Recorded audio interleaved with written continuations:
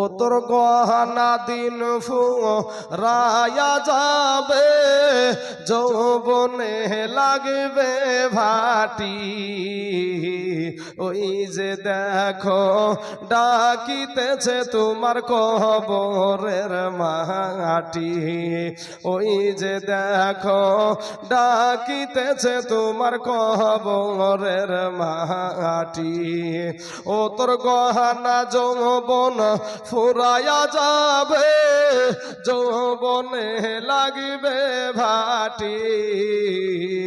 ওই যে দেখো ডাকিতেছে তোমার কবরের মাটি। ওই যে দেখো ডাকিতেছে তোমার কবরের মাটি। বাইরে সন্ধ্যার আগে যেদিন তোমার ডুবিবে বেলা, এক মুহূর্তে শেষ হইবে তোমার রঙ্গেরি মেলা। গজলটা একটু বুঝার চেষ্টা করবেন। গজল বললি গজল না, গজলের ভিতরে কি পুরো আছে একটু বুঝেন। ওরে সন্ধ্যার আগে যেদিন এ ডুবিবে বেলা, এক মুহূর্তে শেষ হইবে তোমার রঙ্গেরি মেলা। তুমি কার মারো এ জোরে ধম,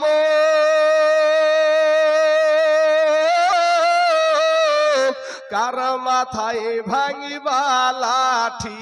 ভাইরে কার মারো এ জোরে ধম, কার মাথায় ভাঙিবা লাঠি। ওই যে দেখো ডাকিতেছে তোমার কবরের মাটি। ওই যে দেখো ডাকিতেছে তোমার কবরের মাটি। বাইরে ঘুইরা মর তুমি এই মায়ারি পিছে, এত আশা ভালোবাসা সবই যে মিছে। ওরে ঘুইরা মর তুমি এই মায়ারি পিছে, এত আশা ভালোবাসা সবই যে মিছে। কোনদিন জানি আইসা পরে আজরাইলের হাতের চিঠি। বাবগো কোনদিন জানি আইসা পরে আজরাইলের হাতের চিঠি। ওই যে দেখো ডাকিতেছে তোমার কবরের মাটি।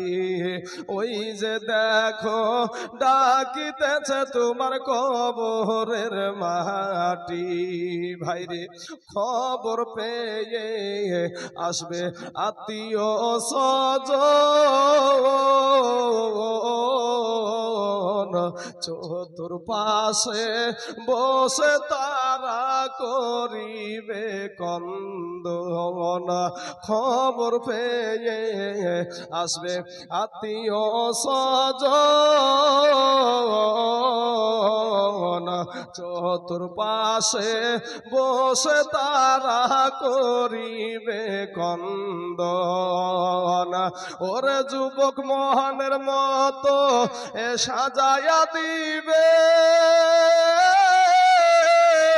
কি সুন্দর পরিবাটি। বাবা মোহনের মতো সাজায়া দিবে, কি সুন্দর পরিবাটি। ওই যে দেখো ডাকিতেছে তোমার কবরের মাটি।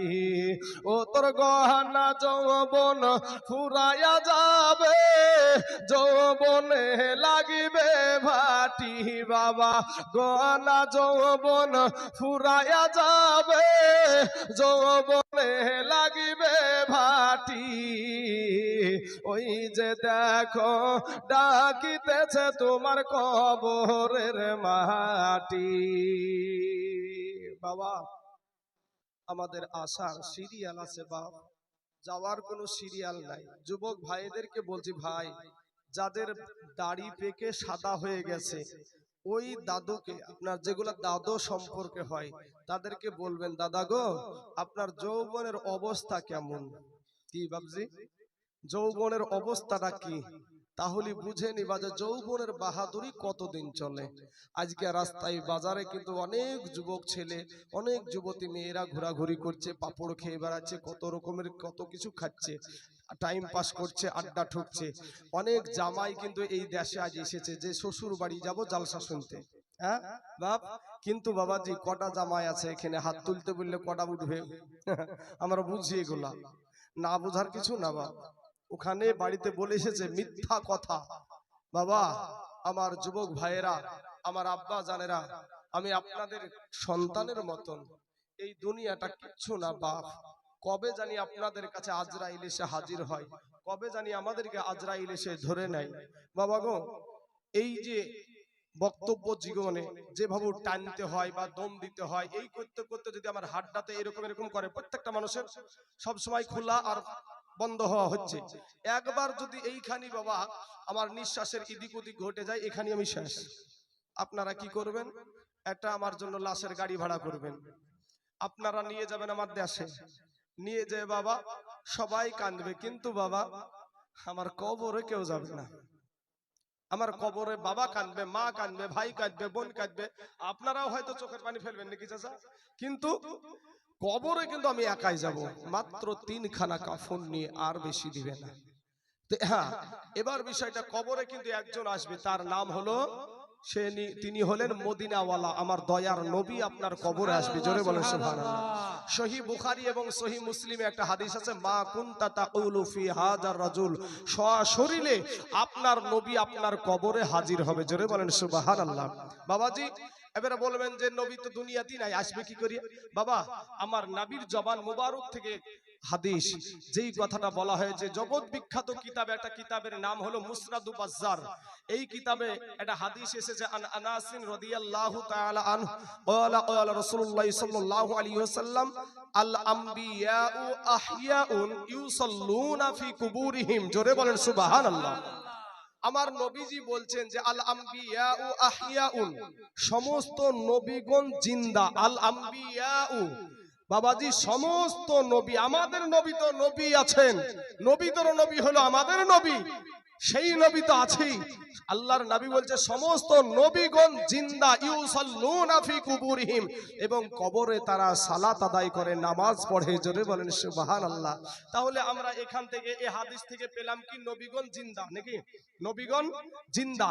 আরেকটা হাদিস শোনাই আপনাদেরকে, যে জালালউদ্দিন সুয়ুতি রহমাতুল্লাহ আলাইহি আপনার খাসাইসুল কুবরার মধ্যে হাদিসখানা উল্লেখ হয়েছে, এবং আবু নুয়াইম ইসফাহানি রহমতুল্লাহ আলাইহির হিলিয়াতুল আউলিয়া কিতাবের মধ্যে 5ম খণ্ডের 16 পৃষ্ঠার মধ্যে হাদিসটা উল্লেখ হয়েছে। হাদিসখানার মতন এই রকম, আন ইবনে উমর রাদিয়াল্লাহু তাআলা আনহু ক্বালা ক্বালা রাসূলুল্লাহ সাল্লাল্লাহু আলাইহি ওয়াসাল্লাম, ইন্নাল্লাহা আযজা ওয়া জাল্লা ক্বাদ রাফা'a লিয়াদ দুনিয়া ফাআনা আনজুর ইলাইহা ওয়া ইলা মা হুয়া কাইনুন ফিহা ইলা ইয়াউমিল কিয়ামাতি কাআন্নামা আনজুরু ইলা ফাহাজি। জোরে বলেন একবার সুবহানাল্লাহ। বাবা, নবীজির জবান মুবারকের কথা, আমার কথা না, আমার বাপের নয়, আমার উস্তাদেরও নয়, আমার উস্তাদেরও না, কোন পীর সাহেবেরও না, নবীজির মুখের কথা। নবী বলছেন ইন্নাল্লাহা আযজা ওয়া জাল্লা ক্বাদ রাফা'a লিয়াদ দুনিয়া, নিশ্চয় আল্লাহ পাক পুরা দুনিয়াটাকে, নবীজি বলছেন নিশ্চয় আল্লাহ পাক পুরা দুনিয়াটাকে আমার সম্মুখে তুলে ধরে রেখেছেন, ফলে ইহা আমি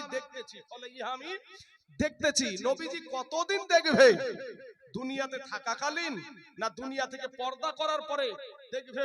কোনটা দেখবে সেটাও হাদিসের শেষ অংশে বলা হয়েছে, কি যে ইলা ইয়াউমিল কিয়ামাতি কাআন্নামা আনজুরু ইলা কাফাহাজি, কিয়ামত পর্যন্ত যা কিছু হবে আপনার নবী আমার নবী তার হাতের তালুর মতো পুরো দুনিয়াটাকে দেখতেই থাকবে। জোরে বলেন সুবহানাল্লাহ। নারে তাকবীর, নারে রিসালাত, উলামায়ে আহলে সুন্নাত, মাসলাকে আলা হযরত, নারে তাকবীর, নারে রিসালাত, ইয়া রাসূলুল্লাহ। আরে তে পয়সা খরচ হয় না। বাবাজি যাই হোক বাবাজি ওদিকেও যাবো ইনশাল্লাহ একবার মোহাব্বতে দুরুদ শরীফ পড়ে আমার গলা না একটু হাত দিই বাবা